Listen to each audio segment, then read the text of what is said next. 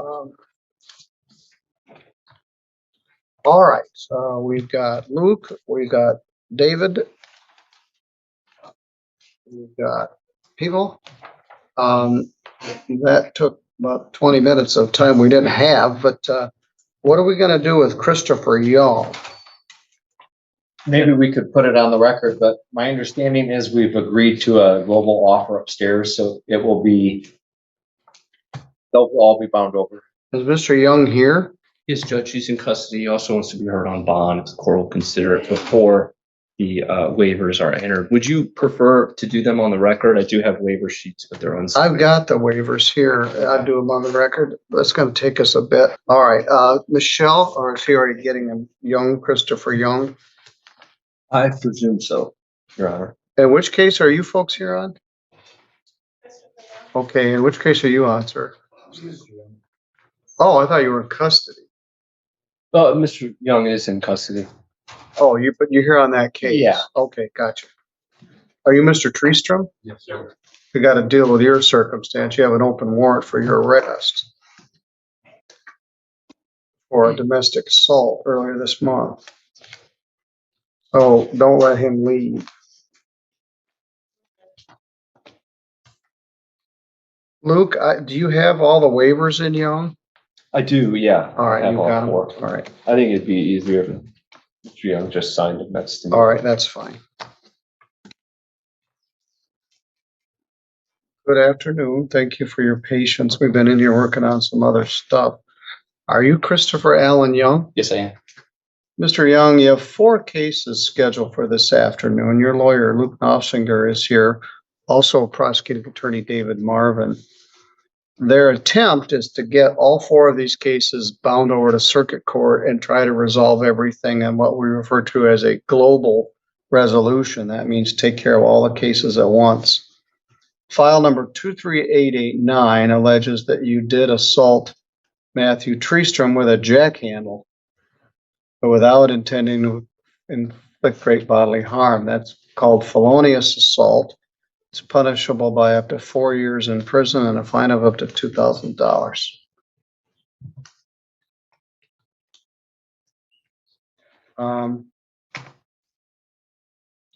File 232127.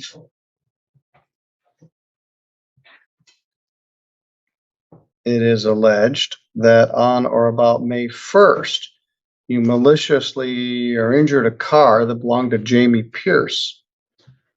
It's worth more than $1,000 but less than $20,000. That's a 5-year felony. And then they allege that you assaulted Andrew Chupp and Matthew Treestrom with a car, known as felonious assault, a 4-year felony. And file number 231473, which is alleged that just this month in August, that you did resist or obstruct Steve Dibble, Matt Kilburn, Eric Piper, and all from Three Rivers, and for good measure, Matt Mellinger from the Sheriff's Department and Jason Sylvester from the Michigan State Police. I don't know if I've ever had a case where someone resisted, obstructed Trooper Sylvester, but he's a big guy and he's got a real good disposition. Anyway, 5 counts of resisting or obstructing a police officer. And then the last one, file 231274, it's alleged that you did receive or conceal a stolen Chevy Silverado that belonged to Michael Gifford, and that you lied to a police officer. The RNC has a 5-year, lying to a police officer is a 2-year high court misdemeanor. You do have a right to a preliminary examination in all of these matters, and I think we got a whole bunch of witnesses here. I saw a bunch of cop cars outside, and I saw Trooper Sylvester and Officer Dibble and some other guys coming in at the end of lunch. You also have a right to waive the preliminary examination in these matters and have the matter bound over to circuit court, where they can all be negotiated as part of a total global plea. So let me read you this. I think we shared this with you, but let's do it on the record. I, Christopher Young, understand I have a right to employ an attorney. I may request a court-appointed attorney if I'm financially unable to employ one. I have a right to a preliminary examination where it must be shown that a crime was committed and probable cause exists to charge me with the crime. I voluntarily waive my right to a preliminary examination. Understand that I will be bound over to the circuit court on the charges in the complaint and warrant. Is that what you wish to do on each and every one of these cases?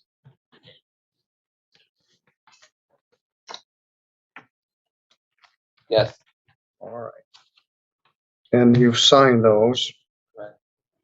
Now, once I sign these, I lose jurisdiction. But I haven't signed anything yet. Mr. Nossinger wants to discuss bond here. Yes, Judge, thank you. Thank you. Court takes a look at, and I assume, well, the court is always well prepared, so I assume the court has looked at Mr. Young's criminal history, which is pretty scant, coming up until the earlier part of this year. Something just fell off there. And now we have these 4 felony cases. We do, in fact, have a global resolution. And so we're waiving over with that to preserve that plea offer. Part of that plea offer, too, is compliance with all the terms of bond, including no contact with any and all of the complainants and the victims in the cases. And then also no other criminal activity and appearing in all further court hearings. The court considers the bonds what they are set at here, and the court has to take into consideration the severity of the charge, the public safety, and then also the defendant's record of appearance. Mr. Young very clearly says to me he did miss a hearing because he knew that he had a warrant. He realizes now, and he wants to take advantage of the plea offer that he wants to, that he would comply with the terms of bond. I know that some of the bond fee, 20,000, pretty substantial bonds. He does have strong ties to the community. He'd be living there on River Drive. I'm not going to say the street address exactly. There in Three Rivers with a friend. He does have several children that he had contact with before his incarceration in Jackson. He was employed up until being incarcerated. He's been incarcerated now for several weeks. And I haven't scored his guidelines. I don't know what they are, but I think he's going to be on the light side in terms of PRVs, given his criminal history. He's a relatively young man. And so for those reasons, Judge, I'd ask the court to reconsider the bond, given the client is asking for a PR bond, Judge. But I ask the court to take all that into consideration. All right.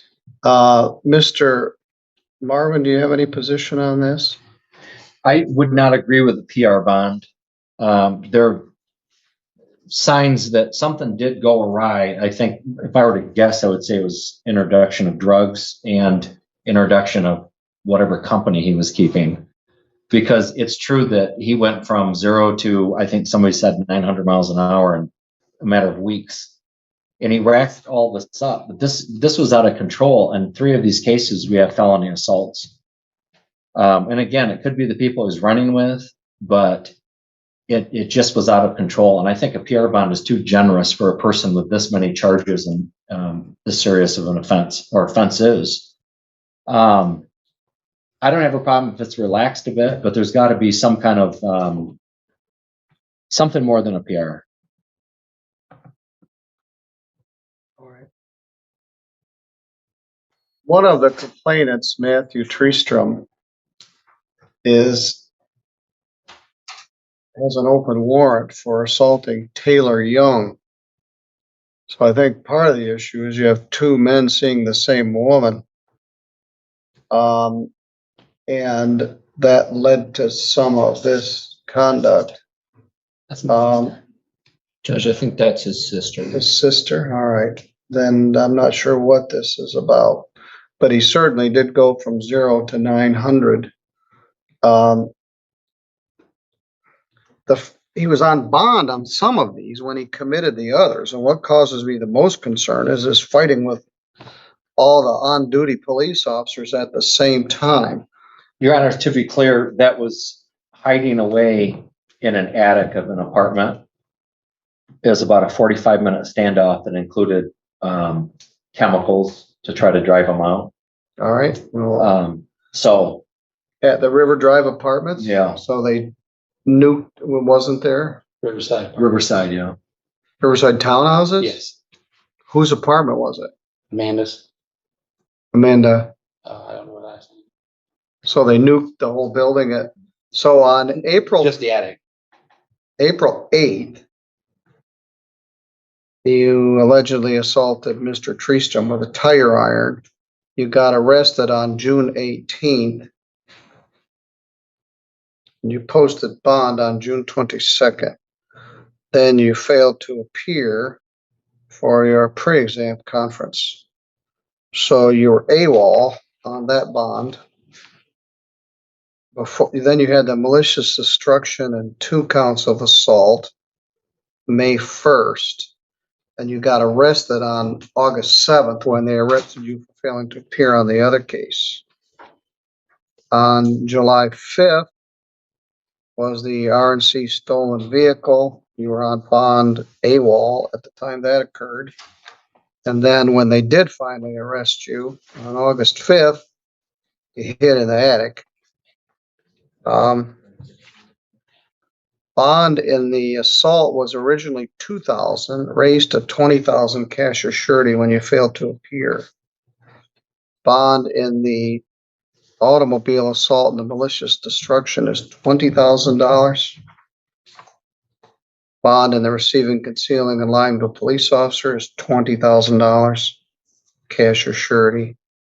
And in the R&O charges, it's $7,500 cash or surety. The motion's denied. This is a case of pay me now or pay me later.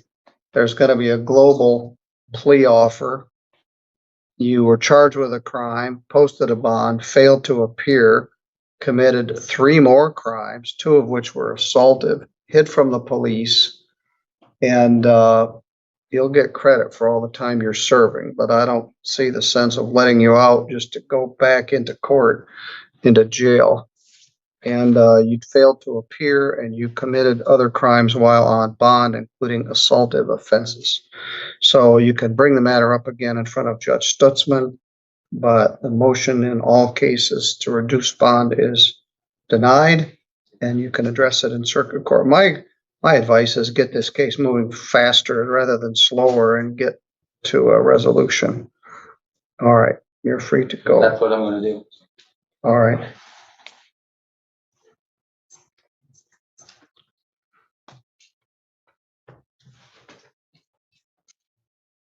So that's good. Thanks.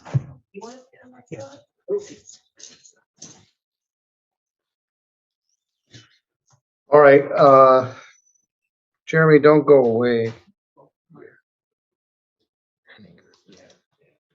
Matthew Thomas Treestrom has an open warrant for his arrest for assault and battery upon Taylor Young.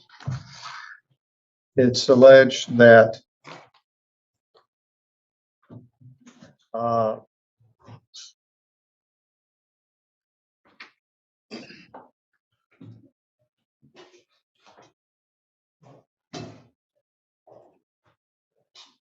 on or about that date, you were in the city of Three Rivers, and the callers indicated you were punching her, throwing her down on the ground. The neighbors called the police. I don't want both of them back in the lockup at the same time. I want you to take him before you take him. You're going to be arrested for assaulting Taylor Young on June 27th. Who is Taylor Young to you? I dated Taylor for a while, but I did not assault her. All right, well, that's the allegation. Right, the day before she was. All right, don't say any more about it. I don't want you to jeopardize your rights. But I guess several neighbors called in. Some tweakers fighting might be killing a female. Oh boy. Anyway, it's an assault charge, and you're going to get arrested, lodged, booked, fingerprinted, then you can post a bond, and then we'll see where we go from there. But it's an open warrant. I'm not going to just do a court arraignment on a domestic assault. So as soon as they get him out of there, they'll take you over to jail. All right. I'm not worried about the whole rights thing. It was the day before was Miss Taylor had called me because All right. Well, I don't. Again, I appreciate that, but I don't want you to get sideways and say something maybe your attorney wouldn't want you to. I'm not. I'm very sure of it. All right. But she was held up by Mr. Cook, Brandon Cook, with a gun, and then we had talked to the cops that night about her being assaulted by him. All right. She in turn was trying to pin her being hand spit on by him on me. All right. Well, we'll sort it out. I didn't issue the warrant. The prosecutor Yes, sir. did. But we'll see where this goes.